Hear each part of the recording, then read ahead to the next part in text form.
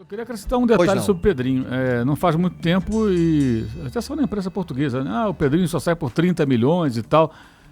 Às vezes, algumas pessoas, ou o agente, ou o dirigente, supervalorizam o jogador.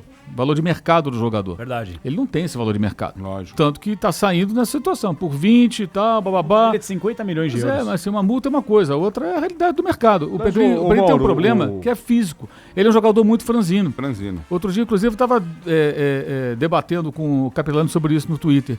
A questão do Renier e do Pedrinho. O Renier, além de ser mais jovem, 3 anos e pouco mais jovem, que foi vendido agora por 35 milhões de euros para o Real Madrid, ele é um jogador mais forte fisicamente, com uma condição atlética que o favorece muito no mercado internacional. Além da técnica, os dois são bons jogadores com a bola no pé, diferentes características, é verdade.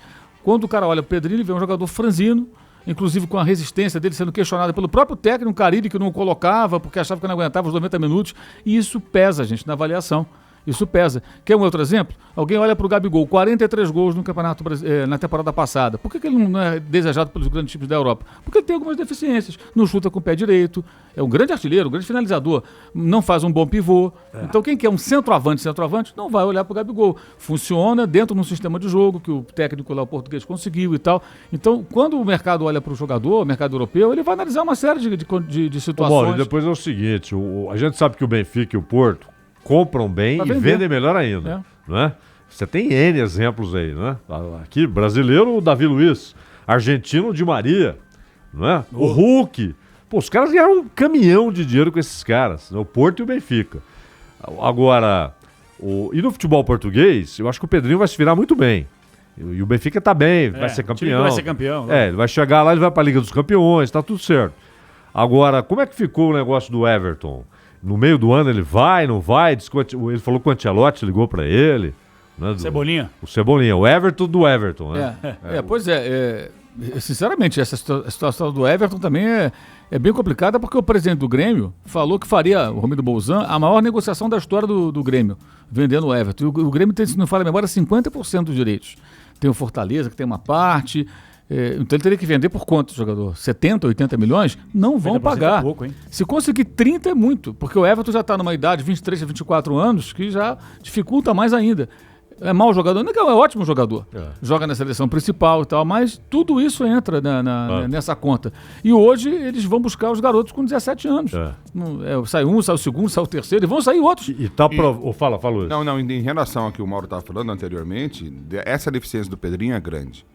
Pra gente que transmite futebol, você percebe quando o jogador tem a produção positiva para um time, né?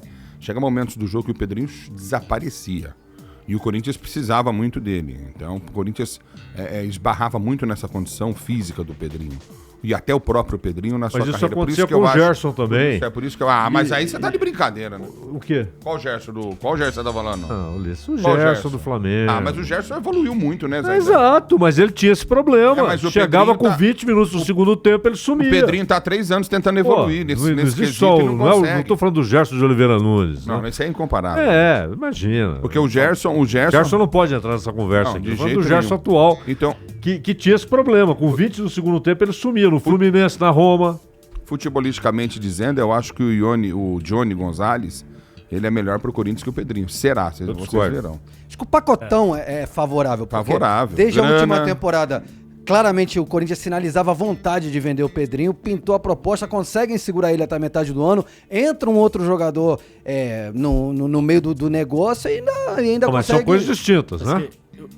Sobre o quê? O empréstimo do Johnny Gonçalves não tem nada a ver com a ida do Pedrinho. O Benfica tentou a primeira proposta oficial, a primeira proposta que o 15 milhões colocou 15 milhões de euros. Aí eles rechaçaram. E aí eles falaram assim, peraí, a nossa conversa inicial era 20 milhões de euros e agora foi pra 15. Por quê? Não, porque a gente vai levar o Johnny Gonçalves. Os caras não, a prioridade aqui é a venda do Pedrinho. Se vocês quiserem emprestar o Johnny, que é um cara que o próprio Thiago Nunes pediu, coisa maravilhosa, mas a gente não vai pegar e colocar no valor de mercado 5 milhões de euros pra um cara que não vai jogar aqui e que tava sem contrato até 2 meses atrás.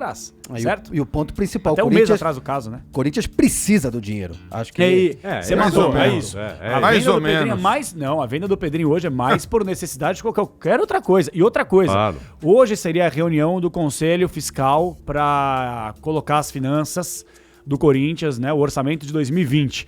ficou para segunda-feira que vem. Então, terça-feira, não esta próxima, o diretor financeiro do clube estará aqui nessa bancada do De Primeira, explicando toda a situação e sobre sobre estádio. O Benfica vai pagar à vista? Vai pagar à vista.